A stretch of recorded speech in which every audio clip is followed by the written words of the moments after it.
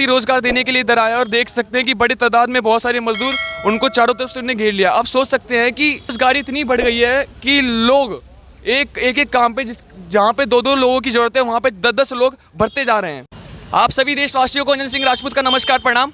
आज हम आपके समक्ष एक महत्वपूर्ण विषय लेकर आए हैं और आप सभी देशवासियों से ये भी अपील है कि यदि आप इस वीडियो को देखते हैं तो इस वीडियो को आगे तक जरूर पहुँचाने का कष्ट करें। और साथ ही साथ में जैसे कि ये महामारी है, कोरोना महामारी है, इस महामारी के कारण से हर एक व्यक्ति के जीवन में बहुत सारी समस्याओं का पहाड़ टूटा है। चाहे वो व्यक्ति मजदूर क्यों ना हो, चाहे वो मिडिल क्लास में क्यों ना वो बिलोंग करता हो, लेकिन ज़्यादा प्रभाव की यदि बात करें तो ये मजदूर वर्ग को ज़्यादा पड़ा है।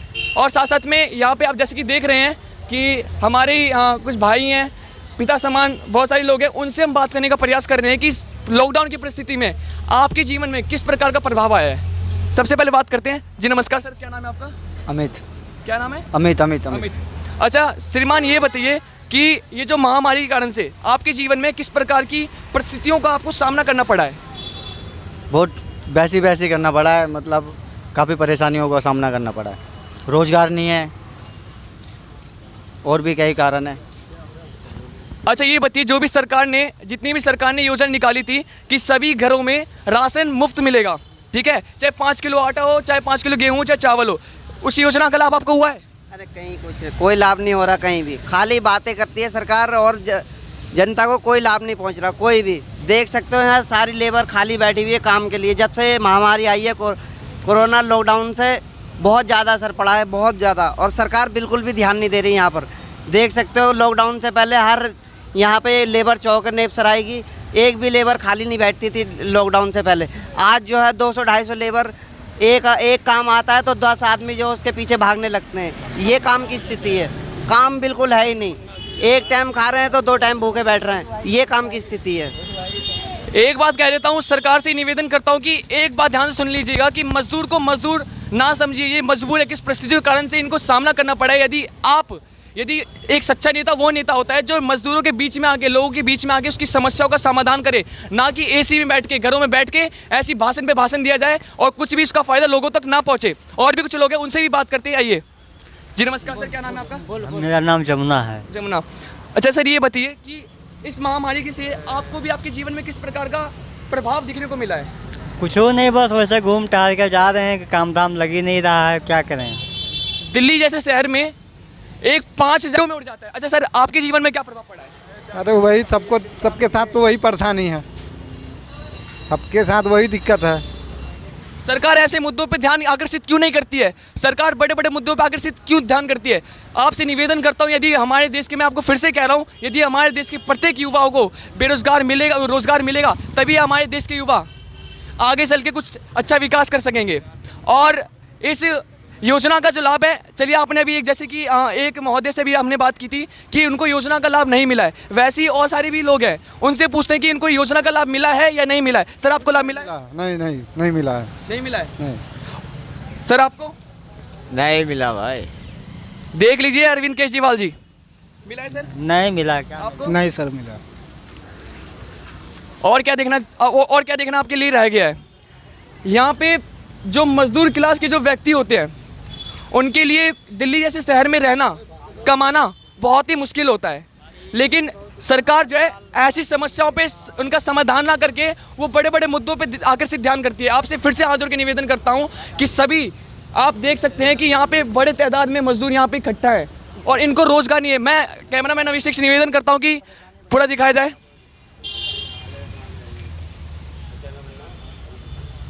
जो भी परेशानी है, सरकार कुंभकर्ण है, उसको जगाने का अधिकार केवल आपके पास, जनता के पास है। और आपसे निवेदन करता हूँ कि जो भी विचार है वो साझा करें। बोलना है यार, अब मजदूर काम ही दाम नहीं लग रहा, सब कोई ऐसे घूम रहा है, तो क्या बोलना है। अरे मोदी का मत छोड़ दो।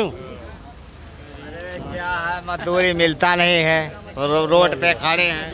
हेलो, रोज आते लौट जाते हैं। हमारे यहाँ लेबर चौक पे जब से लॉकडाउन हुई, आज से 5-6 महीने हो गए हैं। जब से लॉकडाउन हुई तब से ना तो हम लोगों का काम चल रहा है ढंग से, ना किसी चीज़ की व्यवस्था है।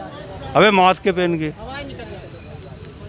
किसी चीज़ अभी हाँ, अरविंद केजरीवाल जी से रिक्वेस्ट है कि आप थोड़ा सा हम मजदूरों पर की समस्या पर ध्यान दें। जो आपने रोडों में जो पोस्टर लगा रखा है वो सिर्फ नाम का एक पोस्टर बन के रह चुका है। जो गरीबों के लिए पोस्टर क्या है, कुछ नहीं है। हाँ, हम लोग आते हैं मजदूरी के लिए, रोज वापस चले जाते हैं, मजदूरी भी नहीं मिलती है। दिल्ली प्रदेश हम लोगों ने मतलब कि आपका पोस्टर पे हम लोगों ने कई बार कॉल भी किया है, तो वहाँ हमारे कॉल को कोई रिसीव करने वाले भी नहीं मिलते हैं। एनी टाइम आपकी कॉल पे बिजी बताते हैं। ये तो सिर्फ एक दिखावे की सरकार है। बहुत उम्मीदों के साथ चुना था आपको अरविंद केजरीवाल जी, बहुत उम्मीदों के साथ कि आप दिल्ली में बहुत विकास करोगे, लेकिन आपने किया क्या है? यहाँ के लोगों को रोजगार तक उपलब्ध नहीं हो पा रहा है, जिसके कारण से बेरोजगारी दिन प्रतिदिन और बढ़ती जा रही है। और सुनना रह गया तो सुनिए और बताइए सर। हाँ सर, यहाँ का भैया कुछ नहीं मिल रहा, बेकार है ना। अच्छा ये बताइए, आपके बच्चे स्कूल में पढ़ते हैं? बंद है शायद पे, स्कूल पता नहीं कब खुलेगा। बच्चे तो बर्बाद, ये पढ़ाई भी बर्बाद हो रही है।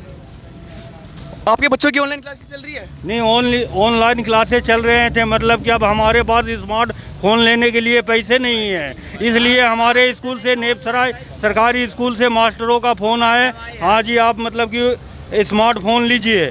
हमारे पास स्मार्टफोन के लिए पैसे नहीं है, तो हम बच्चों को कहाँ से पढ़ाई करें, हमारे पेट भरना मुश्किल हो रहा है। अच्छा, जहाँ पे आपके बच्चे पढ़ते हैं वहाँ की शिक्षा व्यवस्था कैसी है? वहाँ की शिक्षा व्यवस्था के बारे में तो कुछ नहीं है, बस ऐसे हैं जो मास्क भी लड़कों को मिलते हैं उसमें भी कटौती कर दिया जाता है। मतलब हर चीज़ में भ्रष्टाचारी इस देश का एक सिस्टम है, मतलब ऐसा मन गया है कि भ्रष्टाचारी नहीं करोगे तो पेट नहीं भरेगा, ठीक है। और आपके बच्चों को लाभ हुआ है, किसी चीज़ का भी योजनाओं का लाभ हुआ है? बच्चों के लाभ कुछ नहीं हुआ है, सरकारी स्कूल बंद है, पैसा कमाई धमाई हो नहीं रहा है। तो बच्चा मांगेगा 20,000 का मोबाइल दो, तब तो ये लोन से पढ़ेंगे, पैसा तो मोबाइल है नहीं तो कहाँ से देंगे, काम धाम चल नहीं रहा है। अब ये लाउन की पढ़ाई क्या होगा, क्या बच्चा पढ़ाई नहीं करेगा, स्कूल में जाएगा तो वहाँ पढ़ेगा, दिन भर रहेगा घर पे। 3 महीने से सर काम नहीं चल रहा है, 3 महीने से बैठा हूँ। हम लोग 4 बच्चे हैं, कहाँ से खाऊंगा, कोई उम्मीद नहीं है। हम बिहार के रहने वाले हैं और 12 आ चुका, पूर्णिया डिस्ट्रिक्ट का हूँ मैं, और मैदानगढ़ी रहता हूँ, और 4 बच्चे हैं हमारे पास। और 3 महीना हो गया, एक दिन काम लगता है, 10 दिन ऐसे ही घूमता हूँ, कोई रोजगार नहीं है। तो ऐसे चलेगा? तो मकान मालिक भी आपके बहुत परेशान करते होंगे इस चक्कर में? मकान मालिक कह रहे हैं कि किराया चाहिए हमको, चाहे कुछ भी हो जाए, किराया दो हमको।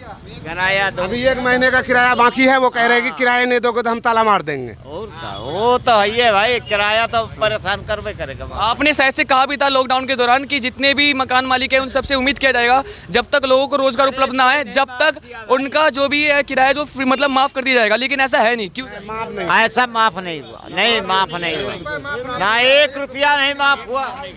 पैसा माफ नहीं करा भाई, अब पैसा किराया तो बढ़ ही रहा है। 4500 रुपये रेंट है, 200 रुपये पानी का, फिर बिजली का बिल 8 रुपये भी यूनिट से हिसाब से हिसाब। और बच्चों को पढ़ा खाते तक नहीं खुल पा रहे बहन, जो अपने खाते में जो आने का था खाते की बोल रहे हैं यहीं का पूरा स्थायी चाहिए। तो मैं चलो बच्चों का खाते हम यहीं हो जाएंगे, पर लॉकडाउन में बीमारी भी चल रही है, वहाँ नहीं जाएंगे। तो ले रहे हैं। हेलो, मालिक लोग है ना, किराएदार लोग करके आकर के कॉलर पकड़ता है और बोलता है कि हाँ उसको हमको पैसा चाहिए, हमको इससे कोई एथी नहीं है, ताल्लुकात नहीं है। जहाँ के लेके आओ, और हम लोगों से 9 रुपया यूनिट बिजली बिल लिया जाता है। अच्छा, बिजली बिल कह रहे थे जो फ्री है उसका लाभ आपको हुआ नहीं है, मतलब यूनिट लिया फ्री और 9 रुपया, 1 रुपया नहीं फ्री, ऊपर से वैसे ही कहता है। हम लोगों की कमर्शियल मीटर से 9 रुपया यूनिट बिजली बिल लिया जाता है मकान मालिकों द्वारा। पानी का बिल, पानी के पैसे लगता है 9 रुपये यूनिट 9 रुपये लिया जाता है, मकान मालिक लोग लेता है। रूम का रेंट और उसके बाद में थी लाइट बिल का 9 रुपये यूनिट लिया जाता है।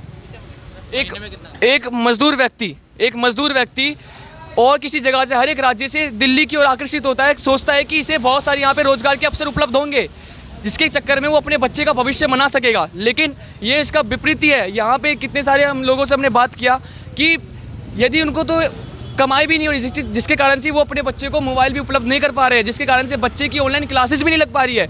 और आप ही सोच सकते हैं इस देश का भविष्य क्या हो सकता है। स्कूल से धमकियाँ मिलती है ना कि अगर आप पढ़ाई नहीं कर रहे हो तो तुम्हारे बच्चे की अपना आके स्कूल से टीसी ले जाओ। अच्छा, आपके बच्चों में से कहीं कौन सा भी मतलब प्राइवेट स्कूल में पढ़ता है? प्राइवेट स्कूल में मैंने आपको पहले ही कहा था, यदि आप अपने देश को बेहतर बनाना चाहते हैं तो सबसे पहले आप अपने बच्चे को सरकारी स्कूल में पढ़ाएं।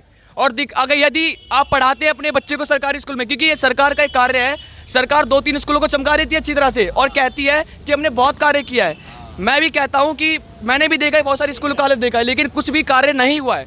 ठीक है, लोग यहाँ पे बेरोजगार हैं, यहाँ पे बैठे हुए हैं, देख सकते हैं आप, देखिए बड़ी तादाद, बड़ी मात्रा में बहुत सारे लोग यहाँ पे।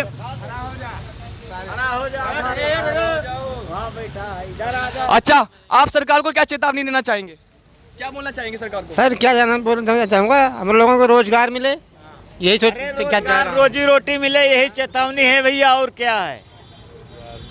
रोजी रोटी मिलता नहीं ना, डेली आते हैं काम पर तो वापस चले जाते हैं घर, रोज वापस चले जाते हैं, मतलब दिहाड़ी भी नहीं बनती है, रोजगार उपलब्धि नहीं है। बड़ा शहर है, यहाँ पे रोजी रोटी भी नहीं मिलता है, क्या करेगा परदेसी? किराया वो बढ़ा जा रहा है और हर चीज़ बढ़ा जा रहा है, काम आज कई दिन से नहीं लग रहा।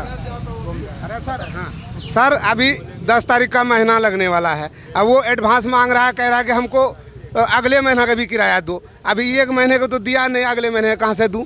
ऐसे हम लोग का क्या हाल होगा, आप बताइए सर।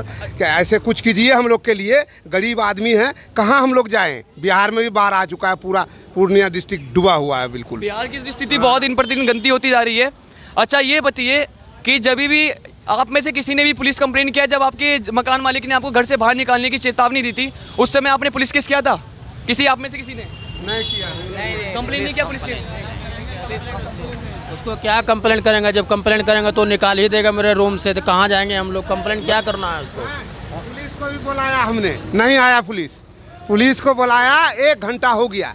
उस मकान मालिक गर्दन पे हाथ दे के कहने का किराया हमको चाहिए, उसको किराया दे के तब वो कमरा खाली किया हमने, मगर वो माना नहीं 1 रुपया, बोला जो पुलिस को बुलाना है बुला ले, मगर हम नहीं मानेंगे, जाट है। अब क्या करें, हम गरीब आदमी परदेसी हैं। बिल्कुल बिल्कुल। एक व्यक्ति काम इधर, कैमरामैन इधर निवेदन है कि इधर दिखाएं, एक व्यक्ति रोजगार देने के लिए इधर आया और देख सकते हैं कि बड़ी तादाद में बहुत सारे मजदूर, उनको चारों तरफ से उन्हें घेर लिया। अब सोच सकते हैं कि बेरोजगारी इतनी बढ़ गई है कि लोग एक काम पे, जहाँ पे 2-2 लोगों की जरूरत है, वहाँ पे 10-10 लोग बढ़ते जा रहे हैं। और जिस जगह पे मैं हैं वो दिल्ली का एक क्षेत्र है जिसका नाम साकेत है। साकेत के अंतर्गत आने वाला छोटा सा गाँव है नेप्सराय, उसकी ये स्थिति है। आप सोच सकते हैं कि एक गांव की स्थिति थी तो पूरे देश की क्या स्थिति होती होगी। मैं निवेदन करता हूं, आप सबसे आशा करता हूं कि बड़े बड़े जो भाषण देते हैं, आप कैमरा पे कहीं भी भाषण देते हैं, तो यहाँ पे आके गरीबों का दुख समझें, उनसे साझा करें, उनकी समस्याओं का समाधान करें, रोजगार के अवसर उपलब्ध करवाएं, ना कि बड़े बड़े ऐसे यहाँ के